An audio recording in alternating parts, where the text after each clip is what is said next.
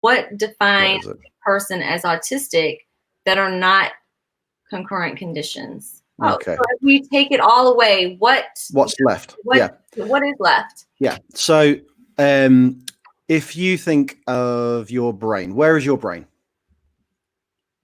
No, your brain is not just in your head. Your brain is in your whole body. Your brain is from your head to your toes, from fingertip to fingertip, because your brain is also your nervous system as well. Your nervous system is part of your brain. So that's your neurology. Your neurology is the process, like I mentioned earlier, your neurology is the process of taking in all the information that you need in order to be able to live, processing it, and then reacting accordingly to that. So what autism is a neurology that is not typical. It takes in more information, and the upper brain actively cognitively processes that information consciously, or more of it consciously anyway. So not having those filters means that your brain's having to work harder.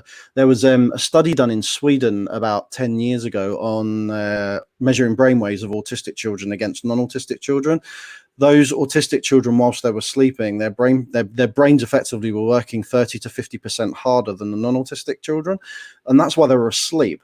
So they're still processing all of this sensory information that's Right. going on around them, so it's kind of Really being autistic. Autistic means having a different neurology that works in a specific way, which is different from other neurology. So that's effectively there. But what obviously that does is, if you are taking in more information and having to think harder about it, then that's going to slow down your ability to process information. It's going to slow down your reaction to things. So it might mean that you need longer to understand what someone's saying and actively work out what they're saying and then react to that.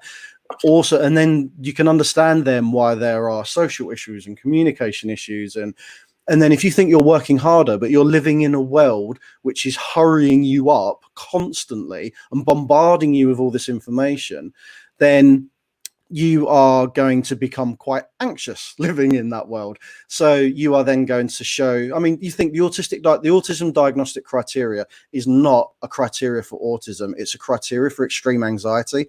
All those behaviors are in there, are all anxious behaviors. yeah. Yeah, and that's kind of what they're measuring you against. So the reason you will be identified as autistic as a child is because you're anxious. Yeah. You're going through something which is traumatic, or you have gone through something which is traumatic, and it's caused all these anxious things to happen. But even that trauma is really, really subjective, because if you think an autistic person takes all this information in, you imagine what happens to an autistic baby. An autistic baby that's literally just come out into the world and is being bombarded by all this sensory information more than a non-autistic baby, then they're being traumatized from the moment they're born. So they're having to react accordingly to that. They're becoming more anxious accordingly to that. So, and then as they're growing up, they're having to fit in and conform and do all these different things. So then that's when levels of trauma and trauma and trauma and trauma is applied, all these different micro traumas applied. And that's why so many autistic people have got CPTSD, because it's just a constant living in a non-autistic world is a constant application of trauma. Oh, Andy Smith just found the link there for the. Thank you, Andy. So yeah, so I mean that was a really long answer to a simple question, but it's kind of, that's where the difference comes in. That's where the difference in communication, social thinking, all of those kind of rigid behaviors and repetitive behaviors. It's anxiety, and it's all those anxious behaviors that you're having to just kind of make yourself feel better by doing. When you were talking about that, I was trying to look in Dr. Prezant's Uniquely Human. We're reading that now, and he talks about the diagnosis criteria in one of the first chapters, and it says that it talks about the circular reasoning around how they diagnose autism, which is only behaviors. But he talks about that they should be adding the inability to regulate what, the input that is coming in, and they have a hard time regulating all of that. Especially, I mean, it's understandable that if you are processing it so much differently, then you would have a hard time, regulating all of that, regulating yourself.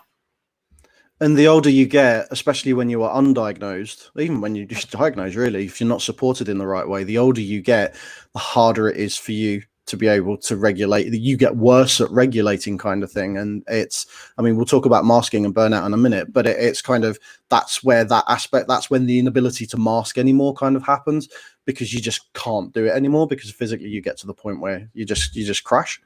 Right.